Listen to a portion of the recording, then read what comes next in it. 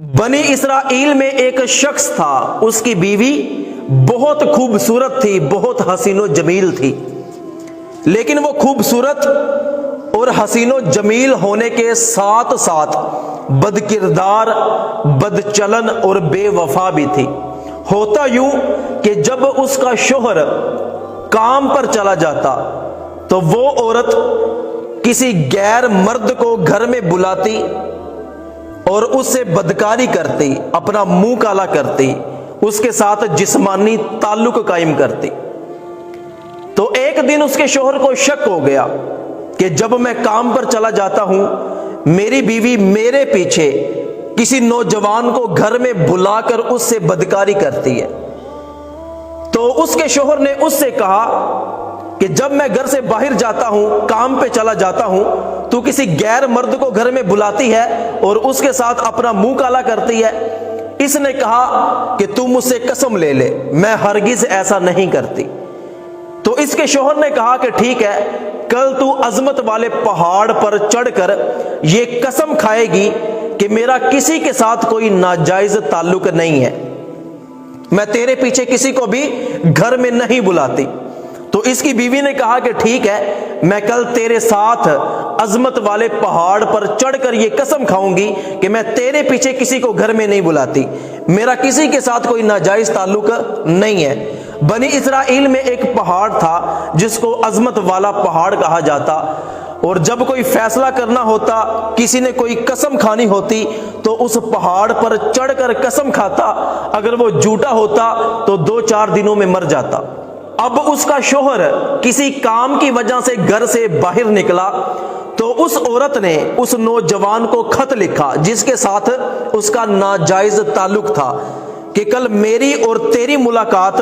عظمت والے پہاڑ پر ہوگی، تو اپنا گھوڑا لے کر عظمت والے پہاڑ کے نیچے کھڑے ہو جانا۔ اگلی صبح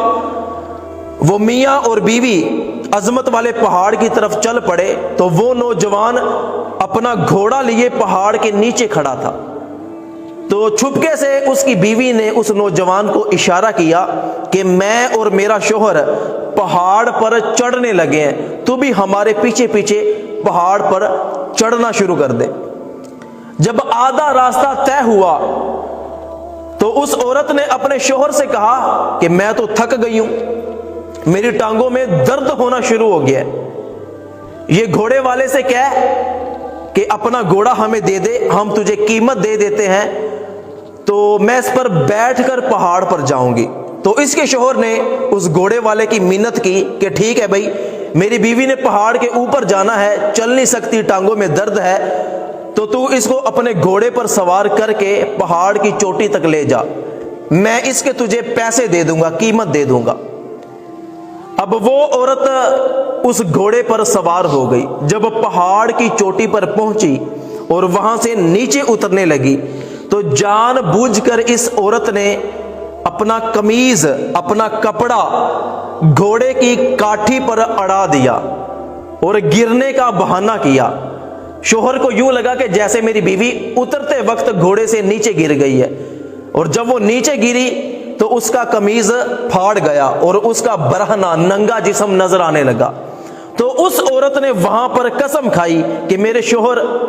میں قسم کھاتی ہوں کہ میرے ننگے جسم کو، میرے برہنہ جسم کو تیرے اور اس گھوڑے والے کے سوا کسی نے نہیں دیکھا۔ تو شوہر کو یقین ہو گیا کہ یہ تو اتفاقاً یہاں سے گری ہے، اس کا قمیض پھاڑ گیا ہے، تو اس گھوڑے والے نے بھی اس کا جسم دیکھ لیا، تو میری عورت واقعی ہی سچی ہے۔ تو جب عورت مکار ہو جائے، جب عورت میں دھوکہ آ جائے، جب عورت بے وفا ہو تو یہ اپنے شوہر کو چکمہ دینے سے بھی باز نہیں آتی، یہ بڑے بڑے لوگوں کو دھوکہ دے جاتی ہے۔ اسی لیے نبی کریم صلی اللہ علیہ وآلہ وسلم نے ارشاد فرمایا کہ وہ عورت جس نے اپنی ساری کی ساری محبتیں، جس نے اپنی ساری کی ساری وفائیں اپنے شوہر پر نچھاور کر دی، اپنی عزت کی حفاظت کی، قیامت کے دن اس عورت کو جنت میں جانے سے کوئی بھی چیز روک نہیں سکتی۔ تو اللہ پاک سے دعا ہے کہ اللہ پاک ہماری ماؤں اور بہنوں کو شرم و حیا کا پیکر بنائے، ان کی نگاہوں میں اور مردوں کی نگاہوں میں حیا پیدا فرمائے۔